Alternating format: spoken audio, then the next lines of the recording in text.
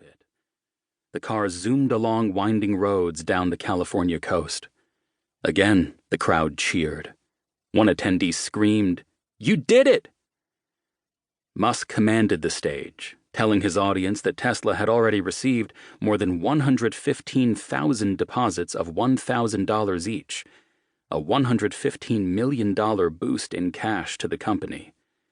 Within weeks, Tesla would claim more than 500,000 reservations. It was a staggering figure, 32% more than Toyota Motor Corporation sold that year in the U.S. of its popular family sedan archetype, the Camry. And these were reservations, people lining up 2 years before the car would even be produced.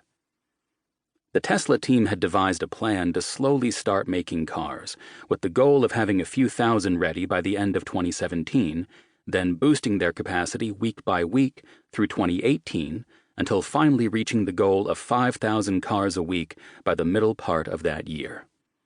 That volume, 5,000 cars a week, 260,000 cars a year, was a widely held benchmark, a defining figure of what it meant to be a viable factory in the stable of a major car maker. If Elon Musk and Tesla hit it, they could become a new force in the automotive industry. But even that wasn't enough for Musk. He was already boasting that by 2020 he could get production at the company's single assembly factory outside Silicon Valley to 500,000 vehicles in a single year, twice as many as most car factories in the U.S. It is hard to overstate just how crazy this would sound coming from anyone other than Elon Musk. Automakers typically take 5 to 7 years from the start of designing a new vehicle to delivering it to customers. It's a tedious and complex process, refined over generations of experience. Before a new car hits dealer showrooms, it's tested in the desert, the Arctic, and the mountains. Thousands of suppliers contribute to the effort, building parts with astonishing precision for vehicles that will ultimately be pieced together in factory blitzes, choreographed to the second. But for all of his startup gumption, undeniable ambition, and vision, walking off the stage that day, even with pre-orders pouring in, Musk couldn't escape the inexorable financial logic learned over a century by the likes of GM, Ford, and BMW. The process of making cars is a brutal business, and an expensive one. And Elon Musk's books were a disaster.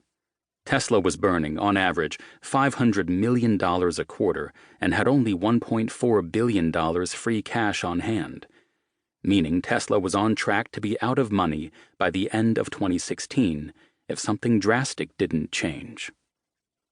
But this was all part of the confidence game he always knew he'd have to play if he were ever going to create the world's most valuable automaker. Belief created the vision. The vision would create a market. The market would create cash, and cash would create cars.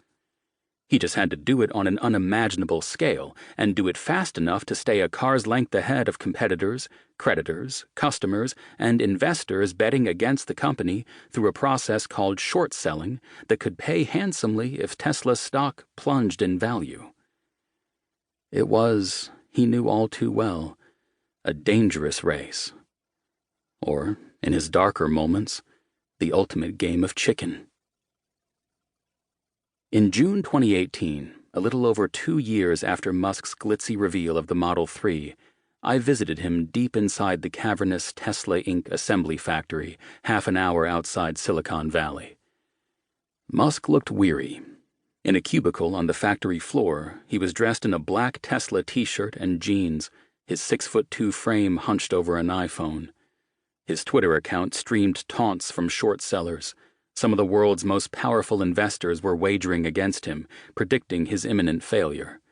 His email inbox contained new messages from a recently fired employee accusing the CEO of cutting corners and putting lives at risk. Over his shoulder, the body shop towered. It was the greatest expression yet of Musk's vision, a mechanical beast that ate raw parts at one end and spit out cars at the other.